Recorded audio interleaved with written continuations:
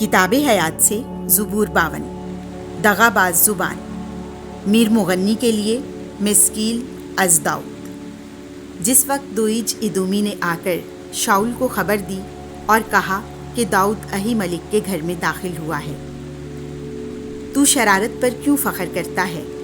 اے مطعون بہادر، تو ہر وقت قباحت ایجاد کرتا ہے، تیری زبان تیز استرے کی مانند دغاباز ہے، تو نیکی سے زیادہ بدی کو اور سچ کہنے سے زیادہ جھوٹ کو پسند کرتا ہے۔ اے دغاباز زبان، تو ہر مہلک کلام کو پسند کرتی ہے، اس لیے خدا تجھے ہلاک کر ڈالے گا، ہمیشہ کے لیے تجھے ترک کر دے گا، تیرے خیمے سے تجھے نکال پھینکے گا اور ارض زندگان سے تجھے اکھاڑ ڈالے گا۔ صادق دیکھیں گے اور خوف کھائیں گے اور اس کی ہنسی اڑائیں گے۔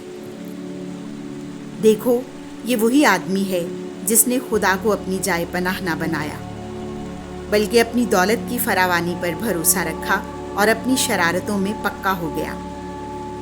لیکن میں خدا کے گھر میں زیتون کے سرسبز درخت کی طرح ہوں، میرا توکل عبدالآباد تک خدا کی شفقت پر ہے۔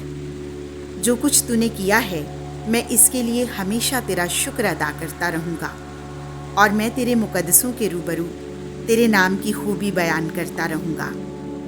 آمین۔